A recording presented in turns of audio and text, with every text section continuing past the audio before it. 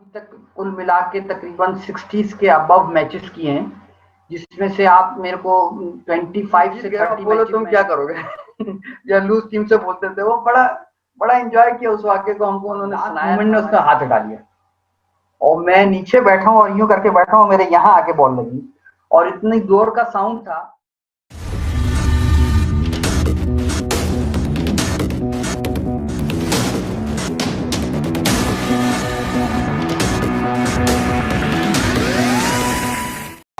कहते हैं कि कोई भी स्पोर्ट्स उसके अंपायर, रेफरी या मुनसिफ के बिना अधूरे हैं, और क्रिकेट में इसकी अहमियत और अहम हो जाती है क्योंकि बहुत ही बारीक बीनी से अंपायर को जायजा लेना होता है।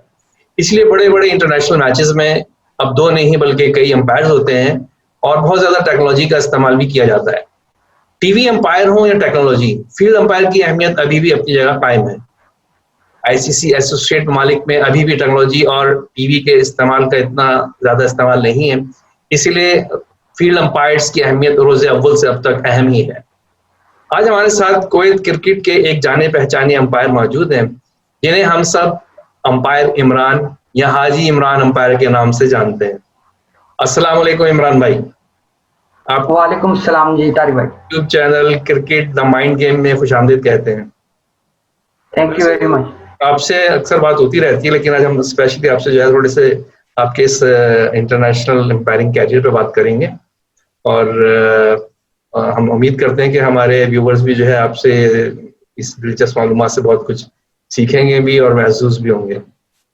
इमरान भाई, सबसे पहले तो अपने बारे में बताइए, कब से कुवैत में हैं और किस मुल्क से आपका ताल्लुक है, कहाँ कहाँ क्रिकेट खेली, थोड़ा सा अपने बैकग्राउंड के बारे में बताइए।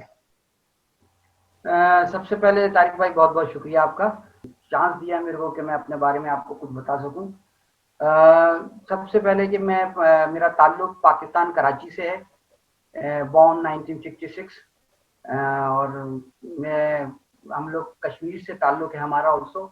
तो 1992 में मैं फर्स्ट टाइम कुवैत आया हूँ।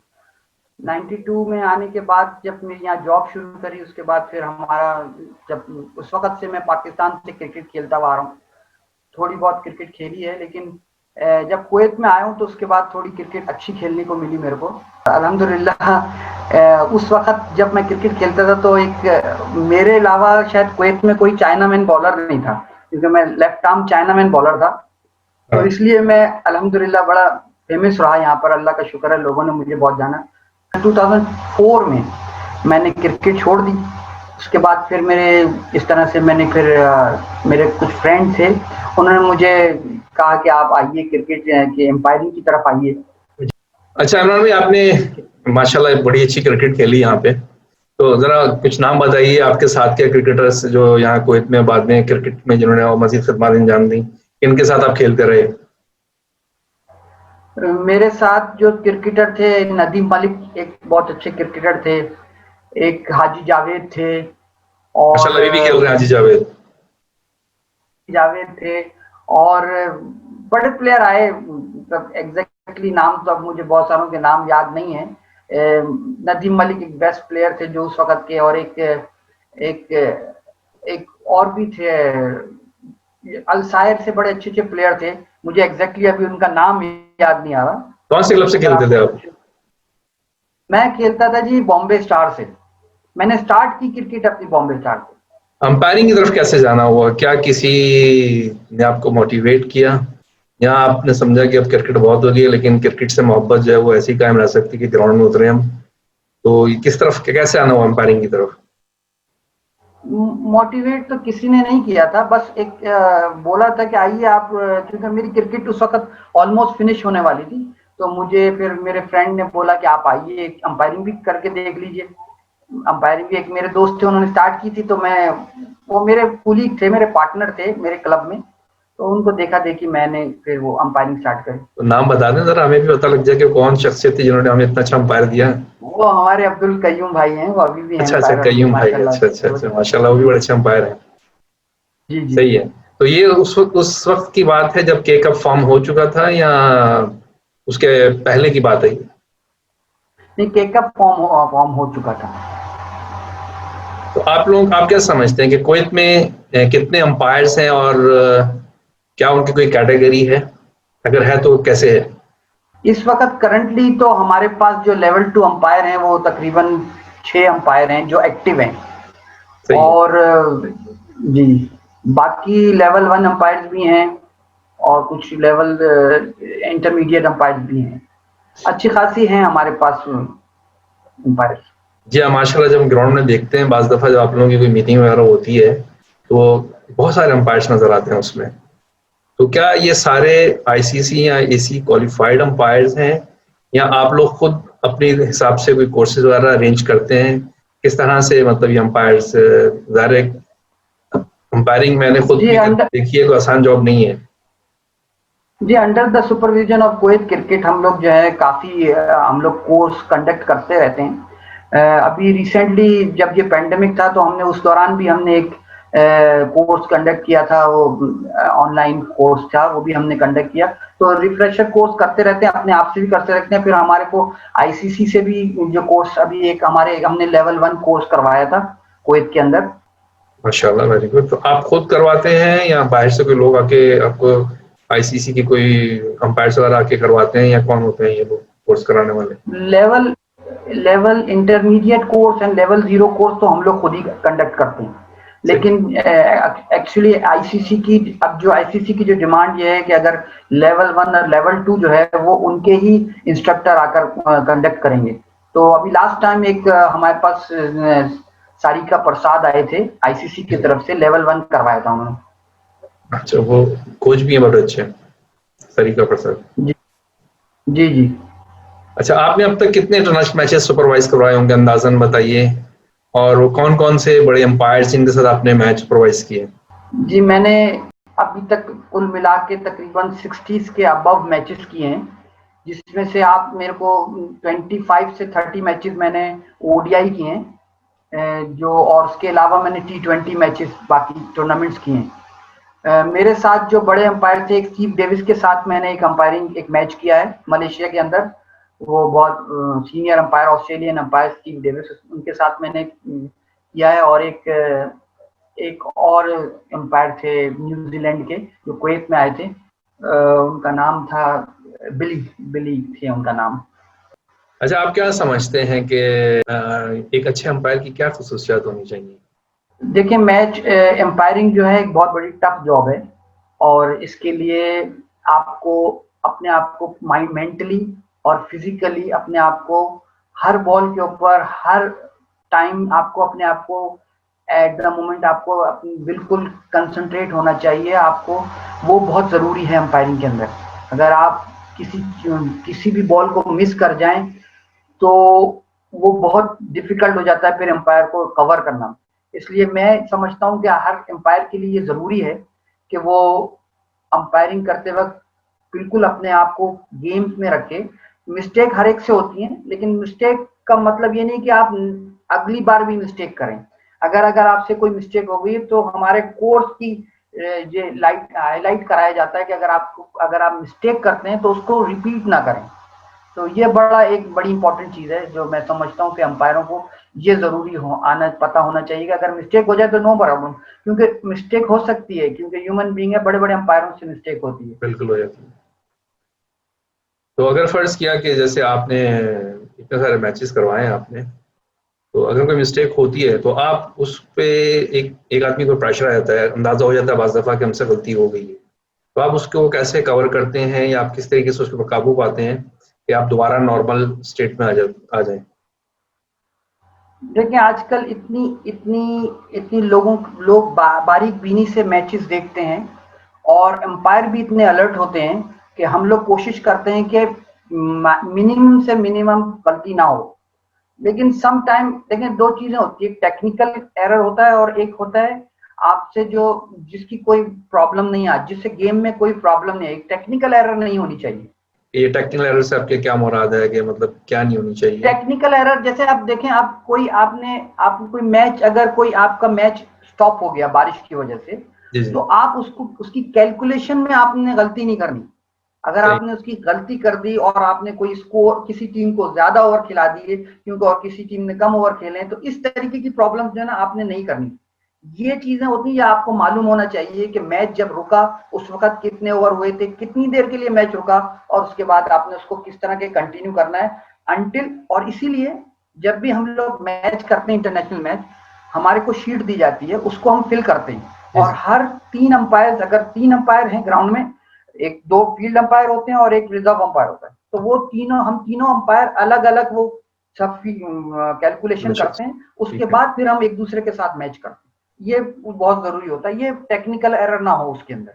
तो ये आप लोग सारी चीजें कंप्यूटर के थ्रू नहीं करते हैं? डेक्वर क्विज का जो अपना इनका एक कैलकुलेशन से देखें, डीएल मेथड जो है वो आप सही कह रहे हैं, वो आता है जब अगर आप मैच में बारिश की वजह से मैच रुका है, तो उसलिए वो आप हम करते हैं, उसको अडॉप्ट करते हैं। लेकिन उसके अंदर भी ये ना, आपके पास इंफॉर्मेशन होनी चाहिए, जो फर्स्ट इंफॉर्मेशन है आपके पास होनी चाहिए। अगर मिसाल के तौर पर मैच रुक गया और आपने टाइम ही नोट नहीं किया कि मैच कब रुका, या आपके पार्टनर को भी नहीं ध्यान दिया, आपने आगे मैच, और फिर उसके बाद ये सब चीजें आपको वहां पे सारी चीजें लिखनी पड़ती हैं कि कौन सा कितने बजे मैच रुका, अब कितनी देर बारिश रुकी रहेगी और कितनी देर बाद मैच स्टार्ट करना, वो चीजें आपने अपने डीएल वालों को देनी है। तो वो आपको शीट बना के देंगे कि भाई ये अब आपका ये सिनारियो बनेगा आपका नेक्स्ट इनिंग में। आपने कितने अंपायरिंग कोर्सेज किए हैं और क्या लेवल है इसके, या क्या इसकी क्वालिफिकेशंस वगैरह होती हैं? कुछ थोड़ा सा बताइए, हो सकता है नए अंपायरों को इससे फायदा हो कुछ। जी, मैंने शुरू में जब मैं यहाँ पर कुवैत में स्टार्ट किया तो मैंने कोर्सेज किए कुवैत के अंदर। फिर 2005 में मैंने लेवल 1 किया मलेशिया से, और फिर 2006 में मैंने लेवल 2 किया, जो हाईएस्ट कोर्स है इसके अंदर। वो दोनों कोर्सेज जो थे वो एसीसी ने कंडक्ट करवाए थे, और हमारे जो इंस्ट्रक्टर थे वो ऑस्ट्रेलियन, इंडियन और ब्रिटिश सारे इंस्ट्रक्टर थे हमारे, जिनसे हम लोगों ने पढ़ा। और वाकई में हमने जब पढ़ा तो हमारे को बहुत मजा आया, और इसलिए उसके बाद हमने एंजॉय किया। तो आप इस एक्सट्रीम सीजन में यहाँ पे कुवैत की गर्मी में आप कैसे खड़े हो जाते हैं ग्राउंड के अंदर? क्या प्रिकॉशंस? जो भी अंपायर हमारे करते हैं वो, क्योंकि इसमें क्योंकि डिहाइड्रेशन और वगैरह टेम्परेचर बहुत हाई होता है, तो पानी वगैरह हम लोग बहुत लेते थे। जब हम स्टार्ट किया तो हमने जब भी किए, जून जुलाई अगस्त में भी हमने अंपायरिंग की यहाँ पे। आपको पता है समर सीजन होता था, समर लीग वगैरह होती थी, तो वो हमने की है। लेकिन बहुत बहुत मतलब हिम्मत की बात होती है वो इस सीजन में जो ना अंपायरिंग करना। कोई दिलचस्प सा वाकया बताइए अंपायरिंग के हवाले से, क्योंकि बड़े बड़े नए नए वाकयात भी हो जाते हैं कि बाद में हमें जब सुनाते हैं किसी को तो उस पर बड़ा एंजॉय करते हैं। तो आपके साथ कोई ऐसा फील्ड में कोई वाकया हो के बाद में बड़ा आपने एंजॉय किया उसको? अंपायर थे वो कुछ भट्ट साहब थे। अच्छा। तो वो जब वो अंपायरिंग करने जाते थे तो उनका एक स्टाइल था। वो क्या करते थे कि वो जब कोई दो टीम्स आएंगी, अब उनको पता है कि ये एक टीम हल्की है और एक टीम स्ट्रांग है, तो वो क्या करते थे कि टॉस करते वक्त टॉस को वो थोड़ा सा आगे को थ्रो करते थे और खुद जाके कॉइन उठा देते थे और बोलते थे कि जी हाँ जी, स्ट्रांग टीम को बोलते थे कि तुम जीत गए, अब बोलो तुम क्या करोगे या लूज टीम से बोलते थे। वो बड़ा एंजॉय किया उस वाक्य को, हमको उन्होंने सुनाया था। हमारे एक दोस्त थे, फ्रेंड थे यूएई के अंदर। लास्ट ईयर मेरे साथ एक वाक्य हुआ, वही ये कि मैं जैसे मैंने आपको बताया कि एम्पायर को हर वक्त एक्टिव रहना पड़ता है और उसको देखना पड़ता है कि बॉल किधर से कहाँ जा रही है बॉल। तो अनफॉर्चुनेटली उस वक्त मैं बिल्कुल अपनी पोजीशन बिल्कुल सही थी, लेकिन जो प्लेयर जो था उसने बॉल की तरफ हाथ डाला और लास्ट मोमेंट में उसने हाथ हटा लिया, और मैं नीचे बैठा हूँ और यूं करके बैठा हूँ, मेरे यहाँ आके बॉल लगी और इतनी जोर का साउंड था, आप यकीन नहीं करेंगे, लोग जो बाहर बैठे थे वो समझ रहे थे कि ये बंदा गया। और मैं तकरीबन 15-20 मिनट तक मैं जो ना मतलब बिल्कुल आउट ऑफ, कहीं पे मुझे कुछ पता नहीं था कि क्या हो रहा है। लेकिन मैंने और भी बहुत सारी कंट्रीज में हम खेलने जाते हैं, टीम लेके अपनी जब जाते हैं तो वहां पे भी हम अंपायरिंग का स्टैंडर्ड देखते हैं। तो लेकिन हमारी कुवैत की अंपायरिंग का स्टैंडर्ड काफी बेहतर है। इसका सहरा आप किसको देते हैं कि ये कौन? मैं सब आपके मुंह से नाम निकलवाना चाह रहा हूँ। इसमें मैं सबसे पहले जो हमारे जो हम कहते हैं हमारे जो सीनियर जो थे सबसे बड़े मिस्टर रियाज, लेट मिस्टर रियाज साहब, अल्लाह ताला उनकी मग़फ़िरत करे, उनका नाम नहीं भूलना चाहिए, जो कुवैत क्रिकेट के लिए एग्जैक्टली कुवैत क्रिकेट में कभी भी जब कभी भी अंपायर का जिक्र होगा या अंपायरिंग का जिक्र होगा तो उनके बगैर, क्योंकि ना सिर्फ के बानी है बल्कि वो इतने अच्छे स्टैंडर्ड्स बना के चले गए हैं कि कोई जी। क्रिकेट के वो सारे अंपायर अगर उसको फॉलो करते रहे तो मैं नहीं बिल्कुल। समझता कि कभी कभी अंपायरिंग के सिलसिले में हमें कोई प्रॉब्लम आई। बिल्कुल आपने मैं सही। उनकी एक बात मैं आपको जरूर शेयर करना चाहूंगा कि वो ऐसे इंसान थे, अल्लाह ताला उनकी मग़फ़िरत करे। ऐसे हम तो उनके सामने भी बोलते थे कि माशाल्लाह से वो ऐसे आदमी थे कि रात के 2 बजे भी अगर आप उनसे हेल्प मांगने जाएं तो और कुछ दिली से मिलते थे, और जो है ना हर आदमी की हेल्प करने के लिए 24/7 रेडी रहते थे। आपने बिल्कुल सही उनको फरमाया। रिपोर्ट में रह के आता है। रियाज भाई से तो हमारे भी आलम था कि किसी भी टाइम पे वो तो एक किताब थे पूरी अंपायरिंग की, कि हमें जब भी कोई एज ए कोच भी अगर कोई मसला होता था अंपायरिंग के सिलसिले में, हम एक कॉल करते तो हमें बिल्कुल तफसील से जवाब मिलता था उनसे। माशाल्लाह, अल्लाह उनको तारिक भाई वो एज अ अंपायर के अलावा एक बहुत अच्छी शख्सियत के मालिक थे, बिल्कुल जी, और उन्होंने माशाल्लाह से लोगों की हेल्प बहुत करते थे। बिल्कुल। इमरान भाई, अब आप क्या समझते हैं कि नए अंपायर्स को आप कोई ऐसी हिदायत देना पसंद करेंगे कि जिससे वो अपने आप को इम्प्रूव करते रहें और एक अच्छे अंपायर की सफ में आ जाएं? जी देखें, मैं नए अंपायरों के लिए यही कहना चाहूंगा कि जब भी आप अंपायरिंग करें तो ये सोच के करें कि ये एज अ प्रोफेशन आप ये अंपायरिंग कर रहे हैं और उसके अंदर आप अपना 100% दें। लेकिन गलती किसी से भी हो सकती है, कोई इसका वो मसला नहीं होता, लेकिन आप अपनी तरफ से पूरे सेटिस्फाई रहें। जब अब हम भी जब मैच करके फिनिश करके जब आते हैं ग्राउंड से, जब हम बाहर आए, जब आप भी आए, कोई भी अंपायर जब भी बाहर आए ग्राउंड से, तो वो सेटिस्फाई हो कि उसने अपना 100% दिया है, और इससे आदमी खुद भी मुतमईन रहेगा और उसको मजा आएगा अंपायरिंग करने के माशाल्लाह। इमरान में कितने बच्चे हैं आपके? लिए। जी माशाल्लाह, मेरे 2 बच्चे हैं, एक बेटा एक बेटी। तो उनमें से कोई क्रिकेट तरफ नहीं गया? नहीं, एक्चुअली बेटे ने थोड़ी बहुत क्रिकेट खेली कुवैत में जब था, उसके बाद वो चला गया यूके पढ़ने के लिए। उसके बाद उसका कुछ रुझान फुटबॉल की तरफ हो गया, क्योंकि आपको पता है बच्चे जब यंग होते हैं तो जो चीज देखते हैं उसकी तरफ उनका रुझान हो गया, तो फुटबॉल से ज्यादा उसको शौक उसको फुटबॉल की तरफ हो गया। बहुत बहुत शुक्रिया इमरान भाई। कोई ऐसी बात आप जो मैं आपसे पूछना भूल गया हूँ, आप समझते हैं कि वो होनी चाहिए, उसका जिक्र होना चाहिए? बस मैं यही कहूंगा कि आप लोगों की जो बहुत ज्यादा वो है कि आप लोगों ने हमको अंपायरों को इतनी रिस्पेक्ट मिलती है। मतलब मैंने देखा है कि हर जगह ही अच्छी है, रिस्पेक्ट होती है, लेकिन कुवैत में बड़ा ऑनर देते हैं अंपायर्स को।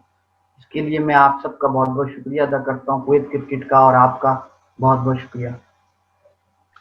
शुक्रिया इमरान भाई, आपने हमारे चैनल को टाइम दिया और ज़रा अपने साथियों से, ज़रा अपने चाहने वालों से, दोस्तों से कहते जाइए कि हमारे इस चैनल को ज़रा सब्सक्राइब भी कर लें, ताकि उनको ये इंशाल्लाह सारी वीडियोस और सब देखने को मिलती रहे। इंशाल्लाह जरूर।